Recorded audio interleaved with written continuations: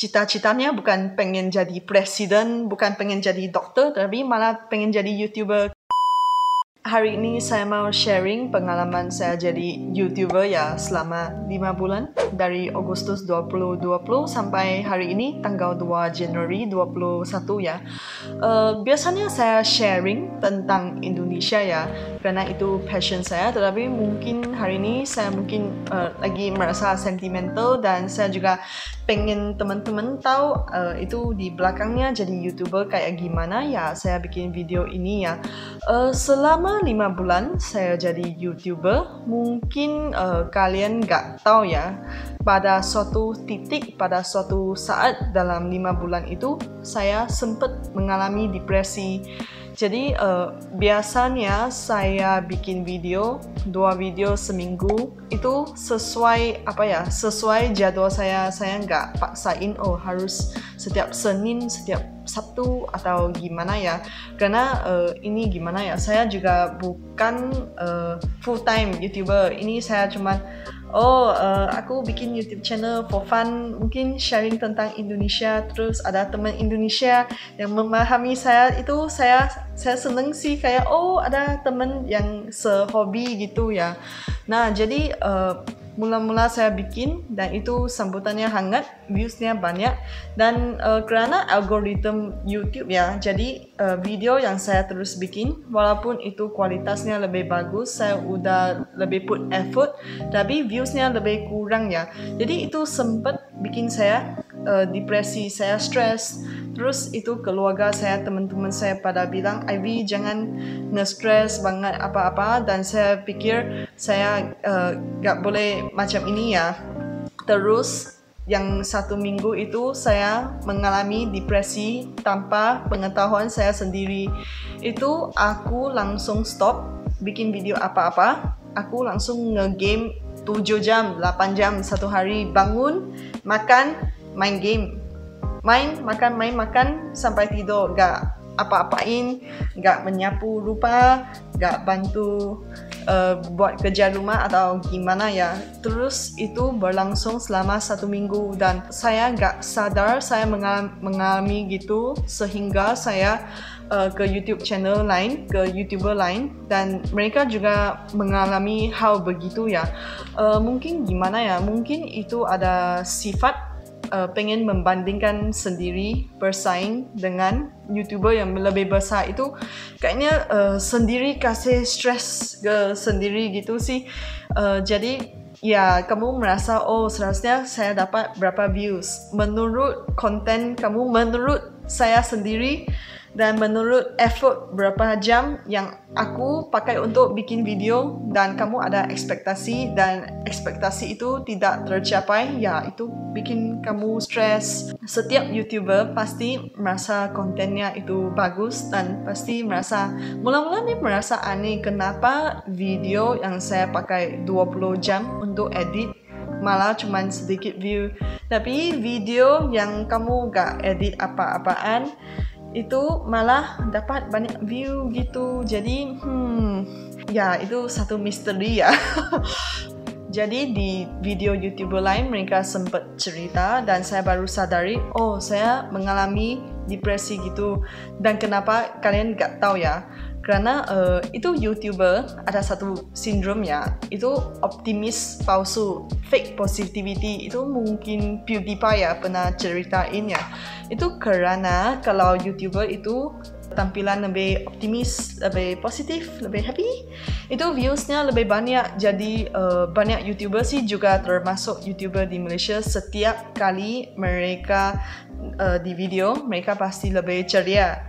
Sampai suatu saat saya merasa karena orang ini terlalu ceria ya, dan kenyataannya saya bukan happy, optimis, ceria setiap hari. Kadang-kadang ada hari aku gaduh dengan pacar, kadang-kadang ada hari aku dapat hadiah, dan itu mengefek mood saya. Dan kadang-kadang saya gak happy, ya udah aku gak pengen bikin video gitu. Kadang-kadang aku happy, ya aku bikin video itu 1 minggu aku upload 3 video seminggu. Walaupun sekarang saya slow ya, saya masih ada waktu, tetapi nanti bulan Februari aku pulang ke Indonesia ya. Walaupun begitu, saya gak mau aku gimana ya, posting, upload video terus setiap hari tanpa menjaga kualitas gitu. Aku gak mau gimana ya, aku sibuk hari itu tetapi aku masih paksain sendiri untuk upload video, dan itu videonya jelek. Karena biasanya aku setiap video yang saya upload, saya give 200% kepada subscriber saya. Saya pikir kontennya, saya coba inovasi, saya coba belajar apa yang saya bisa menerapkan dalam video baru saya. Jadi kalau kalian udah nonton sampai video ini ya, video ke-35, pasti kalian udah belajar banyak, pasti kalian udah mendapat banyak nilai edukatif ya dari video saya. Karena mula-mula saya bikin channel ini bukan gimana ya, bukan mau menunjukkan saya bisa ngomong bahasa Indonesia sih, karena menurut saya itu ya biasa sih orang Malaysia kalau sampai di Indonesia itu bisa ngomong bahasa Indonesia ya. Tapi yang saya pengen sampaikan itu pengalaman saya di Indonesia, dan saya tahu saya jalan di banyak tempat di Indonesia, mungkin sampai sangat pedalaman, dan banyak dari kalian belum pernah ya. Dan saya pengen sharing pengalaman saya, cerita saya gitu. Mungkin juga buat belajar, juga buat mengeratkan hubungan antara dua negara gitu ya. Jadi saya gak mau buru-buru bikin video, gak ada nilai, cuman saya curhat, tapi kamu gak kamu merasa kamu sia-sia gitu, waktu kamu sia-sia gitu. Dan untuk jadi YouTuber Indonesia ya, sebagai orang asing itu merupakan satu cabaran. Itu karena CPM-nya, itu gajinya YouTube kasih, karena itu gaji yang YouTube kasih untuk penonton orang Indonesia itu jauh lebih rendah berbanding negara luar gitu. Kalau Malaysia ya itu 1,5 kali lipat ganda lebih dari Indonesia. Misalnya gaji saya 10 juta, kalau penonton saya full orang Malaysia itu seharusnya saya dapat 25 juta. Kalau penonton saya orang Singapura, saya harus dapatnya 60 juta.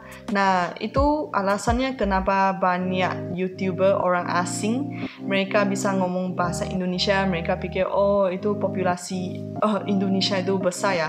Tapi mereka bikin YouTube video, pas mereka udah dapat uangnya, mereka merasa wah itu sangat sedikit sekali. Itu gak mampu untuk menampung biaya di negara asli mereka. Makanya kamu bisa lihat ada banyak YouTube channel orang asing mereka stop, mereka gak buat YouTube lagi, mereka fokus ke konten bahasa Inggris ya. Itu alasannya. Jadi untuk orang asing untuk terus bikin channel, terus bikin video tentang Indonesia itu membutuhkan passion. Itu harus gimana ya, benar-benar cinta Indonesia deh. Karena kamu bukan buat untuk uang sih, kamu buat karena kamu suka ya. Makanya kamu gak merasa itu seperti kerja, seperti dipaksa ya.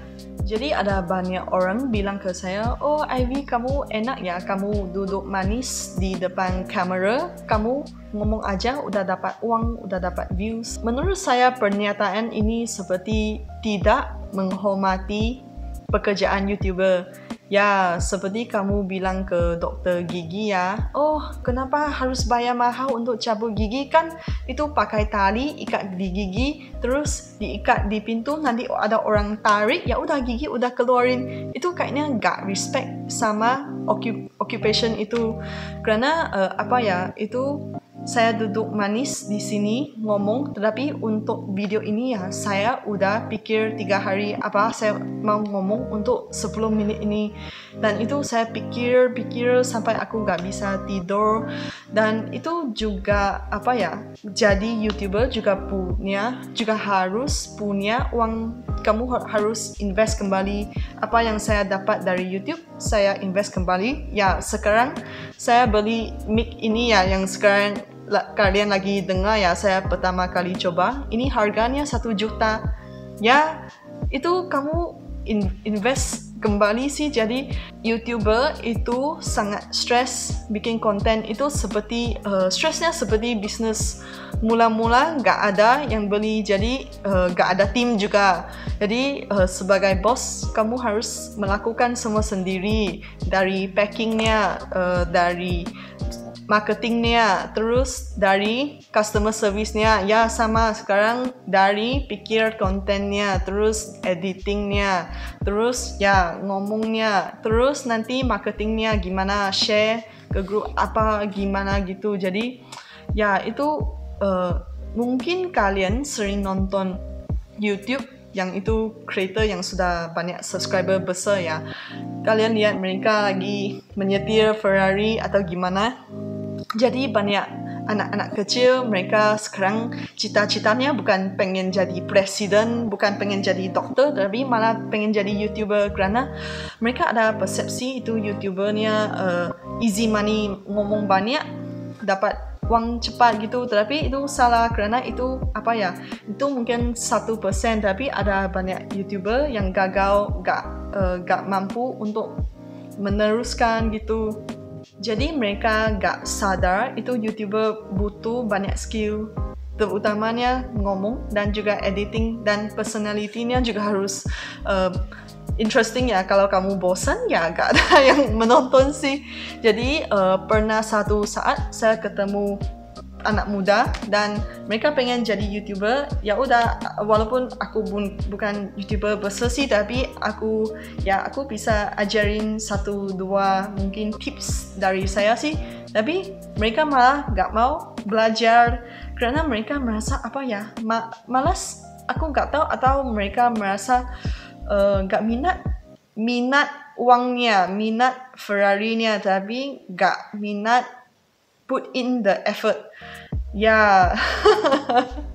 Jadi ya udah, aku pikir ya udah, aku keep to myself. Nanti mungkin aku besar ya, dia kembali, aku kasih fee. Pengen diajarin, kamu harus bayar biar dihargai ya.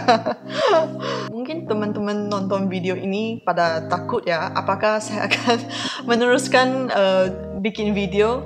Ya, saya akan terus bikin video, tetapi mungkin bulan Februari ya, saya akan kembali ke Indonesia, saya akan kembali ke Jogja untuk meneruskan kuliah saya. Mungkin aku lebih sibuk, tapi saya tetap akan usahakan upload video ya, karena saya suka sharing dengan teman-teman Indonesia ya.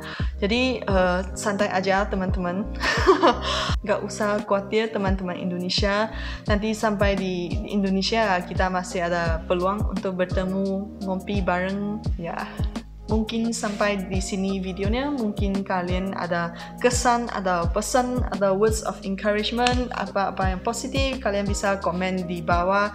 Kalau ada komentar negatif, simpan aja. Gak usah. Oke, terima kasih sudah menonton. Sekali lagi saya mengucapkan selamat tahun baru 2021.